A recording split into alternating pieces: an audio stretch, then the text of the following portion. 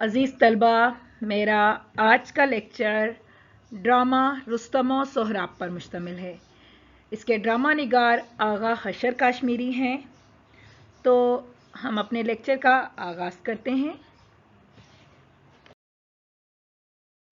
سب سے پہلے بات کریں گے ڈرامے کے مفہوم پر۔ ڈرامے کا تصور قدیم یونان سے وابستہ ہے، جس کے معنی کچھ کر کے دکھانا کے ہیں۔ ڈرامہ دراصل الفاظ اور عمل کے مجموعے کا نام ہے۔ ڈرامے میں زندگی کے اعمال کے علاوہ جذبات و احساسات کا اظہار بھی کیا جاتا ہے۔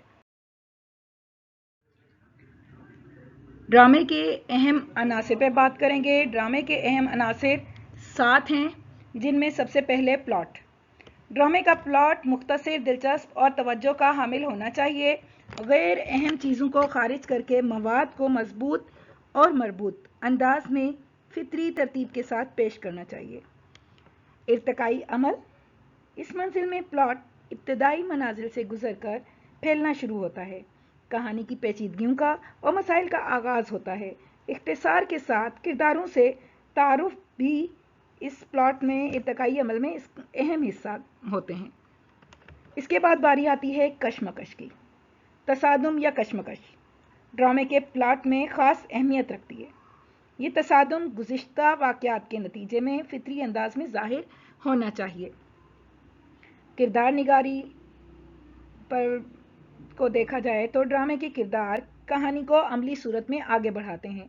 کرداروں کی گفتگو موقع محل کی مناسبت سے ہو، تاکہ کرداروں کے افعال سے ان کی سیرت، خیالات اور چال چلن واضح ہو سکے۔ مکالمے: کرداروں کی کامیابی کا انحصار مؤثر اور جاندار موضوع مکالموں پر ہے۔ مکالمے سے کہانی شروع ہوتی ہے اور مختلف مراحل سے گزرتے ہوئے ایک مجموعی تاثر قائم کرواتی ہے۔ نقطۂ عروج: اس منزل میں کہانی کے واقعات کی پیچیدگیاں اپنی انتہا کو پہنچ جاتی ہیں۔ تماشائی بڑی بےتابی کے ساتھ فیصلہ کن موڑ کے منتظر ہوتے ہیں۔ اور آخر میں اختتامی عمل: انجام میں الجھن دور ہونی شروع ہو جاتی ہے۔ کبھی کبھی انجام ناظرین کی توقع کے خلاف بھی ہوتا ہے۔ ڈرامے کی اقسام: ڈرامے کی مختلف اقسام ہیں، مثلاً المیہ، تربیہ، میلو، سوانگ اور یک بابی ڈرامہ۔ لیکن اپنے تاثر کے لحاظ سے ڈرامے کو 2 بنیادی اقسام میں تقسیم کیا گیا ہے: المیہ اور تربیہ۔ باقی سب ان کی ذیلی اقسام ہیں۔ سب سے پہلے المیہ ڈرامہ۔ یہ ڈرامے کی وہ قسم ہے جس میں زندگی کے درد انگیز اور المناک واقعات کا بیان ہو۔ المیہ ڈرامے میں غم، درد مندی اور عبرت انگیز واقعات و مناظر شامل ہوتے ہیں۔ تربیہ ڈرامہ: اس قسم کے ڈراموں کا مجموعی تاثر پرمسرت اور طرب انگیز ہوتا ہے۔ انجام بہرحال خوشی سے بھرپور ہوتا ہے۔ طنز و مزاح پر مبنی ڈرامے بھی اسی قسم میں شمار ہوتے ہیں۔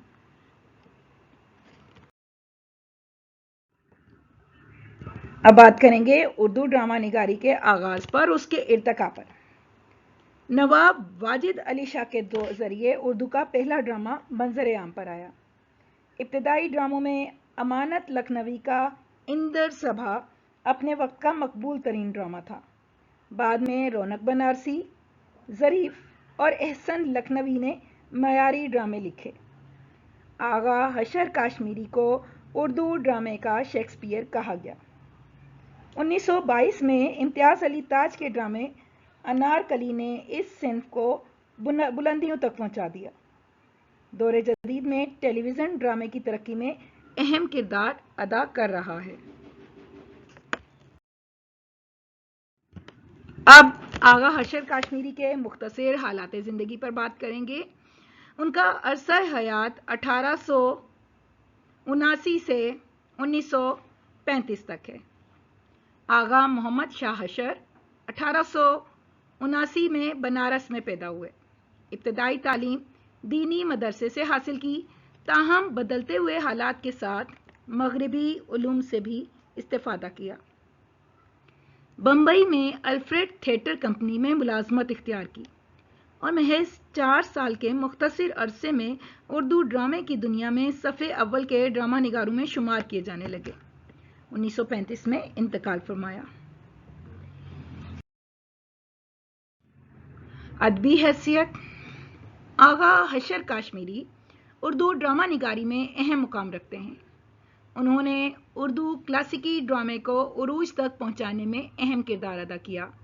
ادبی اور فنی اعتبار سے بہترین ڈرامے لکھے۔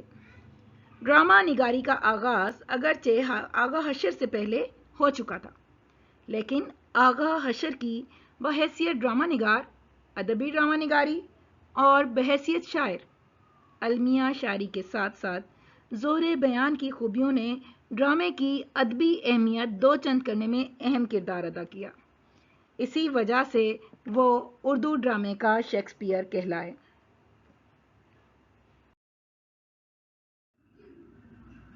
ان کے طرز تحریر پر تبصرہ: میلو ڈرامے 19ویں صدی کے اسٹیج کا اہم حصہ تھے۔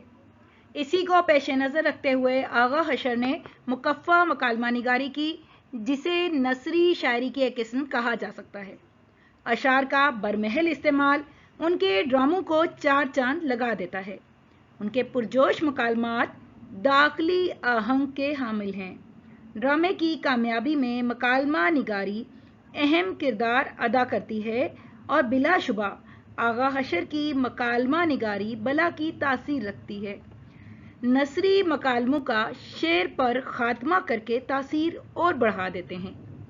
المیہ ڈرامہ نگاری حشر کی ایک اور خصوصیت ہے، وہ تربیہ انداز کو المیہ انداز میں تبدیل کرنا بخوبی جانتے ہیں۔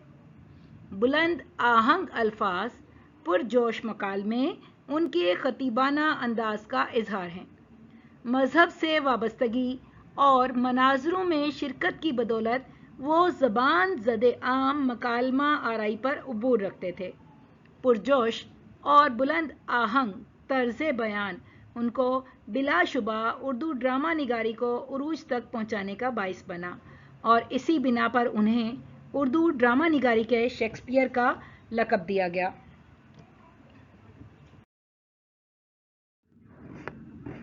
اب ڈرامہ رستم و سہراب کے شامل نصاب حصے سے پہلے کا سیاق و سباق بیان کیا جائے گا، یعنی ہم کہہ سکتے ہیں کہ ایک مختصر تعارف یا مختصر کہانی۔ رستم مشہور ایرانی پہلوان اور سپہ سالار تھا۔ وہ اپنی طاقت کی وجہ سے مشہور تھا۔ اپنے ایک سفر کے دوران موجودہ افغانستان کے علاقے سمنگان میں ایک تاتاری شہزادی تہمینہ سے اس کی ملاقات ہوئی۔ سمنگان کے بادشاہ نے باہمی رضامندی سے ان کی شادی کروا دی۔ کچھ ماہ گزارنے کے بعد اسے شاہ ایران کے حکم کے تحت ایران واپس جانا پڑا۔ دونوں ممالک کے درمیان جاری دشمنی کی وجہ سے رستم نے تاتاری شہزادی کو اپنی شادی ظاہر نہ کرنے کی تلقین کی اور ایک قیمتی پتھر بطور مہرہ اس کے سپرد کیا، یعنی نشانی کے طور پر، کہ اس کی ہونے والی اولاد کے بازو میں باندھ دیا جائے۔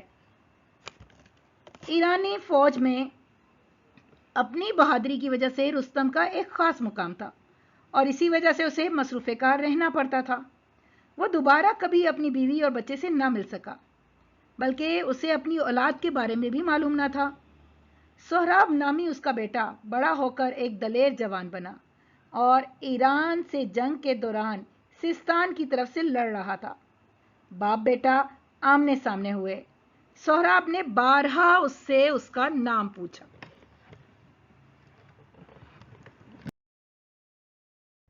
اب شامل نصاب حصہ جو ڈرامے کا سلیبس میں موجود ہے، اس کا اقتباس: پروردگار، میں نے کبھی تیرے قہر و غضب کو حقیر نہیں سمجھا، کبھی تیری طاقت کے سامنے اپنی فانی طاقت کا غرور نہیں کیا، پھر اس ذلت کی شکل میں تو نے مجھے میرے گناہ کی سزا دی ہے۔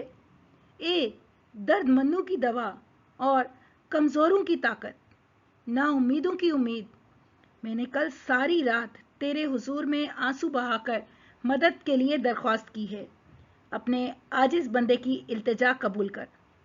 اس بڑھاپے میں دنیا کے سامنے میری شرم رکھ اور ایک بار میری جوانی کا زور و جوش مجھے دوبارہ واپس دے دے۔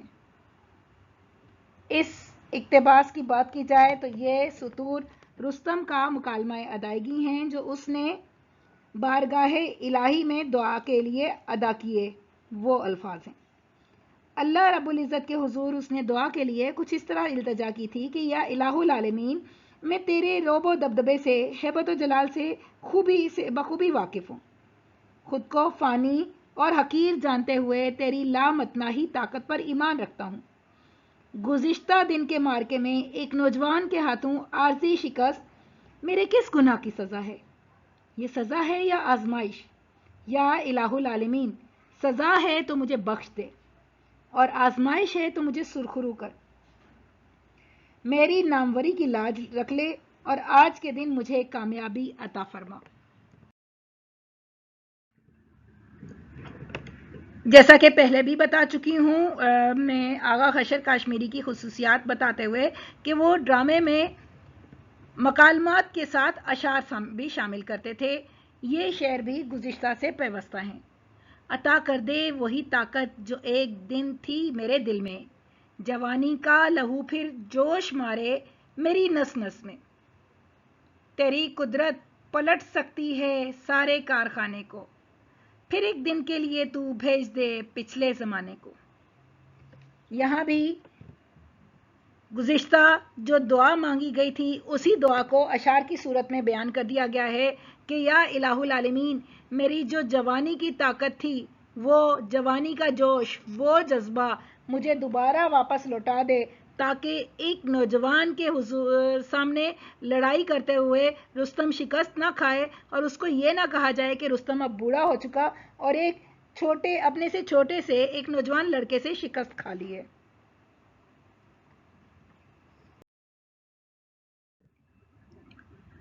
اگلا اقتباس: کل کی اتفاقی فتح پر غرور نہ کر، ہر نیا دن انسان کے لیے نئے انقلاب لے کر آتا ہے۔ تقدیر کا پہیہ ہمیشہ ایک ہی سمت میں نہیں گھومتا، گھڑی بھر میں بدلنا ہوگا تجھ کو پیرہن اپنا، منگا کر پاس رکھ لے جنگ سے پہلے کفن اپنا۔ اب یہ مکالمہ اس وقت رستم نے ادا کیا جب اس کا اگلے دن سہراب سے سامنا ہوتا ہے اور رستم یہ سوچتا ہے کہ میں سہراب پر قابو پا لوں گا۔ تو جو ایک دن پہلے اسے سہراب کے ہاتھوں شکست ہوئی تھی، تو یہاں رستم اسی حوالے سے کہتا ہے کہ تم نے اتفاقی طور پر مجھ پر فتح حاصل کر لی تھی، لیکن ہر نیا دن ایک نیا انقلاب بنتا ہے۔ تو میری تقدیر کل اگر سرنگوں تھی، میری تقدیر کل اگر میرے مخالف تھی، تو آج میری تقدیر میری ہمنوا بنی کھڑی ہے۔ تو اب بہتر ہوگا کہ تمہیں جو ملبوس بدلنا ہے کہ تم جلد ہی موت کا شکار ہونے والے ہو، تو بہتر ہے کہ پہلے سے اپنے کفن کا انتظام کر کے رکھو۔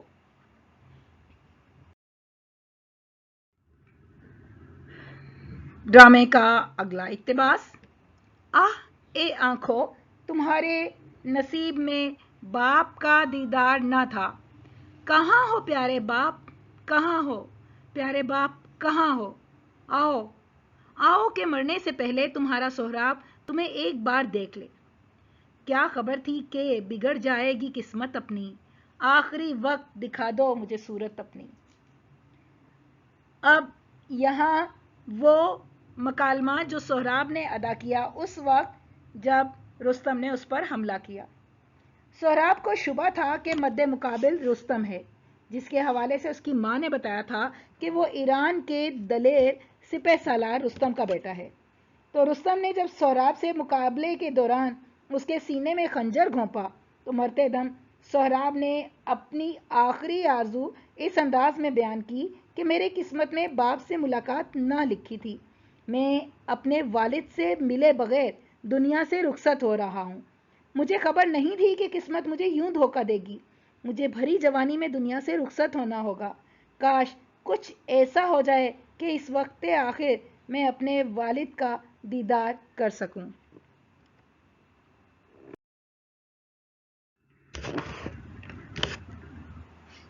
ڈرامے میں موجود اشعار: خون میں ڈوبا ہے وہ جس سے مزہ جینے میں تھا، دل کے بدلے کیا کوئی پتھر تیرے سینے میں تھا؟ توڑ ڈالا اپنے ہی ہاتھوں سے او ظالم اسے، تیرا نقشہ تیرا ہی چہرہ جس آئینے میں تھا۔ یہ اشعار رستم کا مکالمہ ادائیگی ہیں، جس میں وہ اپنے جوان بیٹے کی حسرت زدہ موت پر رنجیدہ ہے۔ دراصل اسے وہ مہرہ، وہ نشانی یاد آتی ہے جو سہراب آخری وقت میں کہتا ہے کہ میرا باپ رستم تجھ سے انتقام لے گا، اور ایسے میں وہ گھبراہٹ کے ساتھ سہراب کے بازو کا کپڑا پھاڑ کر اپنا دیا ہوا مہرہ دیکھتا ہے۔ ایسے میں اسے اپنے جوان بیٹے کی حسرت زدہ موت پر رنجیدگی کا احساس ہوتا ہے، پچھتاوا ہوتا ہے۔ اس نے جوش جذبات میں آ کر مد مقابل کو شکست دینے کے لیے خنجر اس کے سینے میں اتارا تھا، لیکن اسے کیا خبر تھی کہ وہ اپنے بیٹے کو اپنے ہاتھوں موت کے گھاٹ اتار رہا ہے۔ اب وہ اپنے کیے پر پشیمان تھا، اور اس کی یہ پشیمانی لا حاصل تھی۔ ڈرامے کے اگلے اشعار۔ کس جگہ بے رحم دنیا سے نہاں رکھوں تجھے، آنکھ میں، دل میں، کلیجے میں، کہاں رکھوں تجھے؟ بس نہیں انسان کا چلتا فنا و موت سے، کیا کروں کس طرح تجھ کو چھین لوں میں موت سے۔ رستم اپنے بیٹے کے آخری لمحات میں اس کی جدائی پر پشیمان ہے۔ اسے سینے سے لگا کے کہتا ہے کہ اس بے رحم دنیا میں تمہیں چھپا کر کہیں لے جاؤں، لیکن قضاء و قدر پر میرا بس نہیں چلتا کہ کسی طرح تمہیں موت کے بے رحم پنجوں سے چھڑا لوں اور کہیں چھپا لوں۔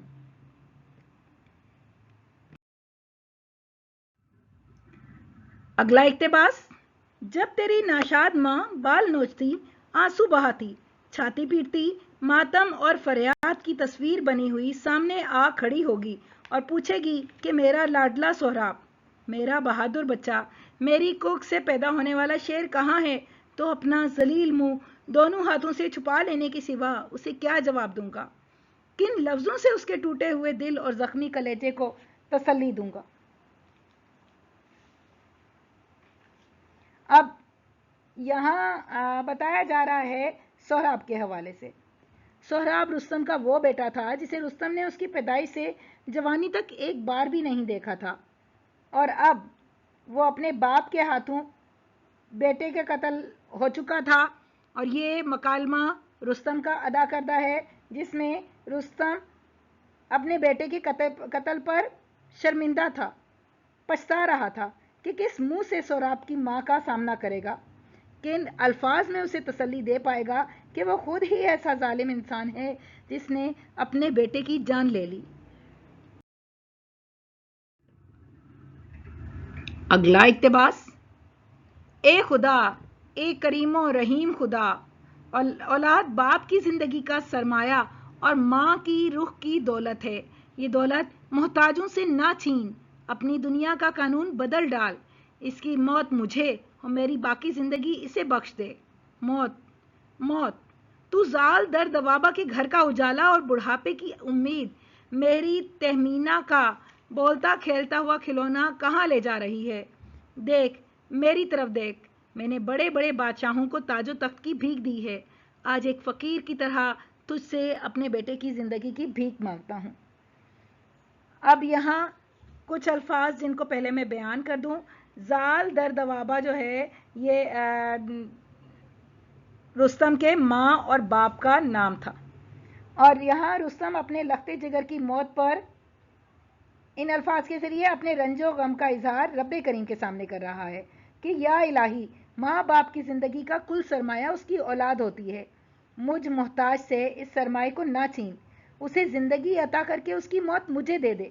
میں جو بڑے بڑے بادشاہوں کو تاج و تخت بھیک میں دیتا رہا ہوں، آج تجھ سے اپنے بیٹے کی زندگی مانگ رہا ہوں، تجھ سے التجا کر رہا ہوں کہ کسی طرح مجھے بیٹے کی زندگی مجھے واپس لوٹا دے۔ ڈرامے کا آخری اقتباس۔ بے رحم موت نے میری امید کی روشنی لوٹ لی، اب لاکھوں چاند، ہزاروں سورج مل کر بھی میرے غم کا اندھیرا दूर नहीं कर सकते। आसमान मातम कर, जमीन छाती पीट, दरख्तों पहाड़ों सितारों टकराकर चूर चूर हो जाओ। आज ही जिंदगी की कयामत है, आज ही दुनिया का आखिरी दिन है। जिंदगी दुनिया कहाँ है, जिंदगी कहाँ है दुनिया। जिंदगी सोहराब के खून में और दुनिया रुस्तम के आंसुओं में डूब गई। यहाँ रुस्तम अपने जवां साल बेटे की मौत पर नोहा कना है। अपने बेटे की मौत से उसके सामने जो उम्मीद का दिया रोशन था वो बुझ चुका है। रूए कायनात की कोई चीज़ अब उसके गम का मदावा नहीं कर सकती। उसका गम इस हद तक बढ़ चुका है कि उसे इस गम पर तमाम कायनात नोहा कना नजर आती है। दर हकीकत एक बाप के लिए ऐसा सानेहा किसी कयामत से कम नहीं। उसके लिए तो दुनिया तमाम हो चुकी, इसीलिए रुस्तम को भी ये सानेहा कयामत के बराबर लगता है कि ज़िंदगी गोया तमाम हो चुकी, ख़त्म हो चुकी, और अब रुस्तम के आंसू दुनिया को डुबो देंगे।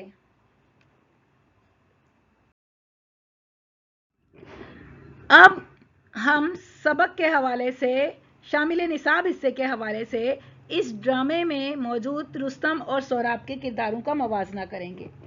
पहले रुस्तम की बात करेंगे। रुस्तम एक मगरूर सिपहसालार था और बेरहम इंसान था। वो शदीद नफरत रखता था शोहरत के लिए और अपनी सल्तनत के लिए कुछ भी कर गुजरना उसकी फितरत में शामिल था। जबकि सोहराब को देखा जाए तो वो आजी और इंकिसारी का पेकर था। एक रहमदिल नौजवान था। मोहब्बत, उल्फत और वफादारी की सिफात उसमें बदरजा उत्तम मौजूद थीं।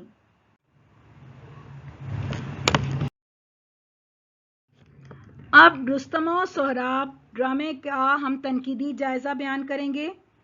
अगर ये देखा जाए तो आगा हशर की ज़बान और बयान हमें सादा और आसान नज़र आती है, लेकिन उस ज़माने के अवाम के मिजाज को सामने रखते हुए आगा हशर ने मुकफ़ा और मुसज्जा इबारत से भी काम लिया है। इसलिए उनके ड्रामों में ज़बान का चटखारा भी मिलता है, तकल्लुफ़ भी मिलता है और तसन्नुफ़ भी मिलता है। जहाँ हशर ने तवील मकालमों और अशार में तुकबंदी से काम लिया है तो उस बात को बिला वजह उलझाकर बढ़ाया है। देखा जाए तो किरदार निगारी हशर के ड्रामों की सबसे बड़ी खूबी है। जीते जागते किरदार पेश किए हैं, और जिस तरह से रुस्तम और सोहराब की बात की जाए तो ये ईरान की एक कदीम दास्तान थी जिसे उन्होंने ड्रामे की सूरत में दोबारा जिंदा कर दिया। ज़ोरे खिताबत इनका हर जगह हमें नज़र आता है, क्योंकि इनके कई ड्रामे ऐसे हैं जहां उन्होंने अपने खतीबाना,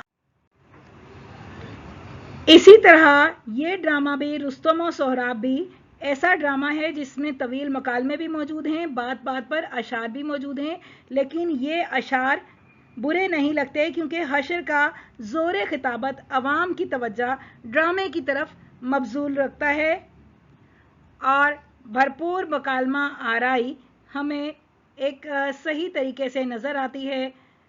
ड्रामे में एक्शन भी नज़र आता है, तासुर भी नज़र आता है, और जो जिस तरह से वो मकालमे कहते हैं उसकी ज़बान भी बहुत ज़्यादा बावकार और इल्मी होती है। ताहम जज्बात निगारी भी हमें उनके ड्रामों में नज़र आती है।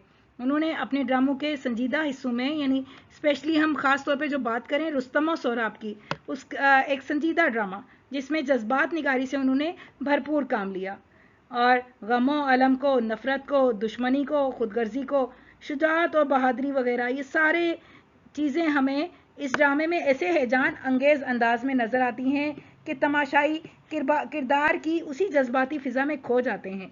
तो हशर इस लिहाज से एक भरपूर ड्रामा निगार नज़र आते हैं और यही वजह है कि उन्हें उर्दू ड्रामे का शेक्सपियर कहा जाता है। अज़ीज़ तलबा, आज का ये लेक्चर यहीं तमाम हुआ।